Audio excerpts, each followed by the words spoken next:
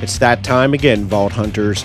Borderlands 4 has landed. It's louder, it's faster, and somehow even crazier. But years after waiting, is this the next big leap or just another shiny loot pinata? Let's find out.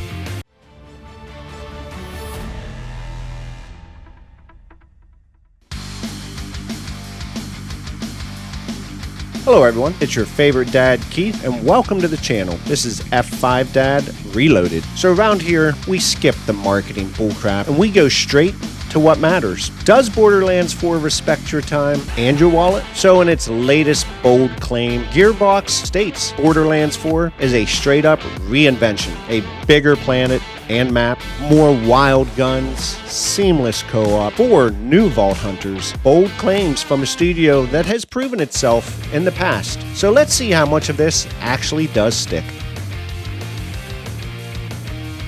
So Borderlands 4 did release on September 12th of this year, and it does support the PS5, the Xbox Series X and S, and the PC. So is the gameplay as fun as what they're touting? Up next, let's talk gameplay. So when it comes to Borderlands 4, or pretty much any Borderlands game out there, it's all about killing those virtual enemies and gameplay. So is it truly the meat and potatoes that we as gamers have been craving? Let's find out. So one of the biggest updates to the game is the movement system. And I can tell you right from the get-go, I loved it.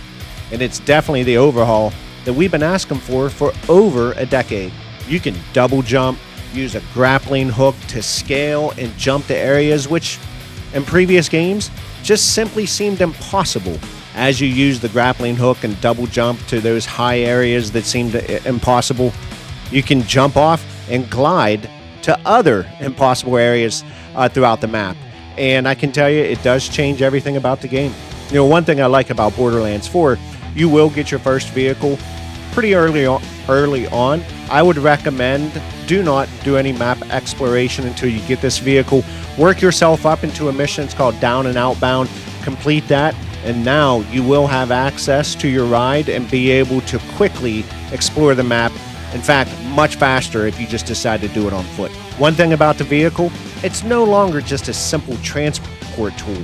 It's built with multiple features. It does have a boost or a dash ability, which again, super quick. It does have a jump ability to help clear gaps or any types of obstacles you can run across. And it does include basic weapon systems. Rockets, turrets, other mounted weapons, which will allow you to engage enemies as you're driving around. Furthermore, as you progress throughout the game, you will unlock additional vehicles, more customizable options, and more robust vehicle combat encounters. When I think about the shooting aspect of Borderlands 4, it's rock solid. You know, just from basic shooting to switching weapons, seeing those big numbers fly off the characters as you hit them, getting elemental statuses, and having alternate fire modes on the majority of your weapons, it's simply satisfying. The other key aspect is really the brands, or what we call the manufacturer, who makes the different types of weapons. Some people will argue and say it's less dramatic than past entries, but I can tell you, doesn't matter to me. I enjoy it. Whether you're chasing that Jacobs version of a weapon or some other manufacturer, when it comes down to it, the behavior and the aesthetics is top notch. As an example, you might find an assault rifle, and when you switch to the alternate mode, it might turn into a shotgun. From a Borderlands player perspective, it's all about the loot, and you will be acquiring new weapons constantly, and at the same time trying them out to find your next favorite weapon, and the engagement is super high. Because Borderlands 4 is so flexible, it does allow for all kinds of build variety, along with the manufacturer effects, the alt fire modes, your rarities. I mean, you can tailor your play style. Are you a sniper? Do you want to be an SMG run and gun? Do you want to be a shotgun and kill enemies up close? Or even your elemental builds. It's all about your choice and your play style. As with any Borderlands game, you're going to find near identical weapons or just guns you just do not favor, and as soon as you pick them up, you may just toss them away. It happens, but I can tell you, with the gazillion amount of weapons that can be found in this game, it's something I can easily overlook. As I've stated with many games, I'm not a big co-op player, but when it comes down to it, the co-op in Borderlands 4 is pretty good. Your level scaling your personal loot drops that can be found in co-op. You will find loot that's appropriate to your level and something that's been revamped when you talk about Borderlands 4. You can also join your friends, fast travel. You can teleport to other players in the lobby, and it's so much easier to regroup. It does have mission and progress sharing. The co-op system, it is designed so that you can jump into a friend's game, join them for a specific boss or even an activity. So in short, look, the co-op, it is built to be accessible, flexible, and it does keep the loot and shoot fun intact when you're playing with others. From a map standpoint, it feels alive.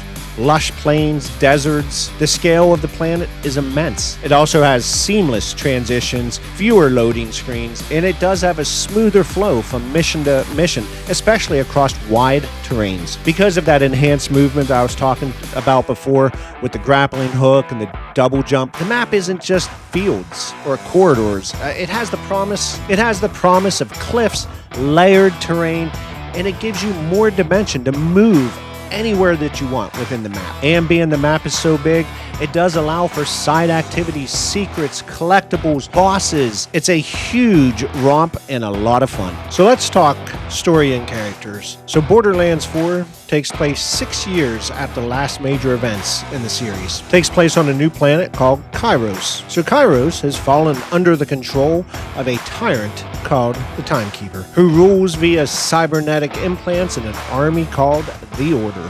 As a Vault Hunter, you arrive on Kairos, and immediately you're captured by the Timekeeper's forces and implanted with a bolt device. Eventually, you'll be rescued by a local resistance group, and the rest of the story will play out over 25 to 30 hours throughout the campaign. Factor in side quests, and now you're bumping that up to about 40 to 60 hours, and for the true completionist, easily looking at 80 hours plus. So from a character standpoint, you do have 4 new Vault Hunters: Harlow, Amon, Rafa, and Vex. And yes, he's back.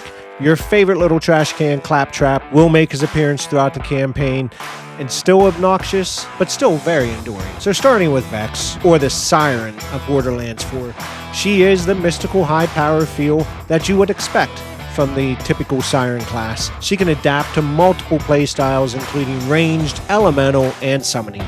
She's great for solo or in team play, and considered by some to be the best Vault Hunter for either solo or co-op. Speaking of Vault Hunters, let's talk about Harlow. She's a combat scientist and channels the design of the Siren, but also brings support and crowd control to the table. Awesome for team play, and because of her supportive and CC, or what we call crowd control abilities, she will shine overall in co-op. She can play burst damage, mob clearing, or support, and really is considered the all-rounder plus team support type of character. Rafa is your exo soldiers, basically your aggressive, high mobility, gun-focused type character. He loves being in the thick of it all, and great for the player who wants to stay in the action and not hang back. Great for solo play, and he loves to dominate and end fights quickly. If you like being aggressive and focused on gun mastery, Rafa is your character and a personal favorite of F5 Dad. Lastly, we have Amon, or the tank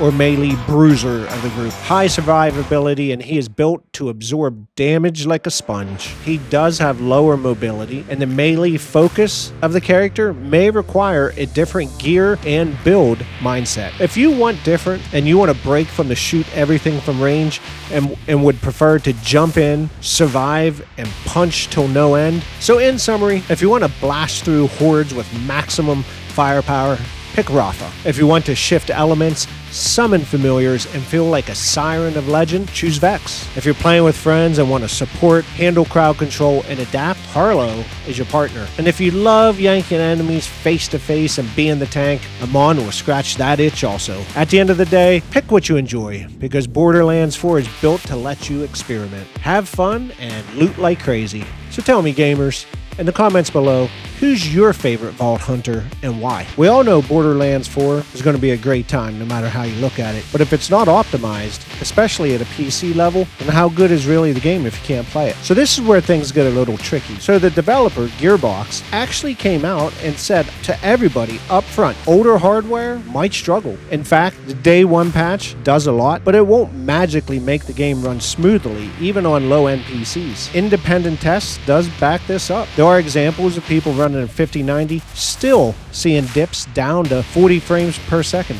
So make no mistake, if your system isn't super high-end, you will have to compromise. On the PC, reviewers did note stutters, hitching, frame rate drops, even crashes. So if you really think about it, Borderlands 4 is all about the gameplay. Because of the fluid movement and the chaotic combat, high frame rate and smooth responsiveness is key. But all of that can be undermined if the hardware and optimization doesn't hold up. So when the game does run well, the experience is super thrilling. You're sliding, jumping, blasting enemies, grabbing loot, and the whole world feels full. But when the performance dips, you're going to see frame rate dips. You're going to see stuttering. You will see longer respawn runs and load times.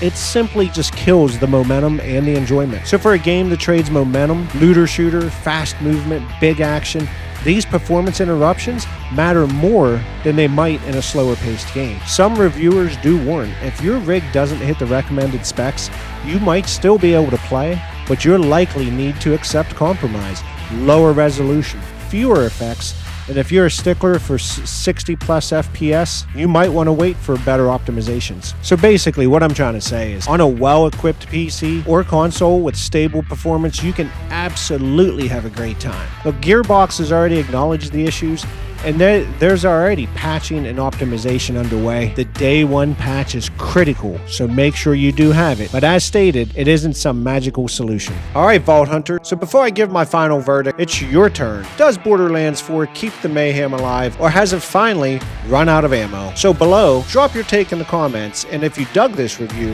hit like, subscribe, and ring that bell so you don't miss the next deep dive. So when I think about Borderlands 4, I'm going to break it down in the good. The core gameplay is fun. The gunplay, loot, movement, all feel super sharp as long as the frame rate holds up. On well-equipped PCs with stable performance, you can absolutely have a great time. And the developers have already acknowledged they know there's an issue when it comes to performance, and they're already patching, and they're working on optimization every day. When I think about the bad, the performance is uneven at launch, especially on mid to low tier PC hardware. Even high-end hardware exhibits some dips and demanding scenes, especially on 4K ultra settings. Optimization issues, stutters, crashes, load times, it all reduces the experience for some players and can truly take you out of the moment. And finally, you may need to dial down visuals or resolution to get comfortable frame rates. So here's the bottom line. Borderlands 4 isn't a revolution, but it's definitely a refinement. It's the most fun the series has been since Borderlands 2, and definitely the most technically ambitious. But it's also a reminder that Gearbox isn't ready to abandon its core loop, and that's okay. So from F5 Dad Reloaded, my score is a 4 out of 5. For fans, it's an absolute must play. But for mid to low tier PCs, just keep in mind that you could experience some performance issues and will need to compensate. And your best bet? Maybe wait for a patch or two. As always, hit F5, reset and reload. I'm F5 Dad. I will see you on the next video.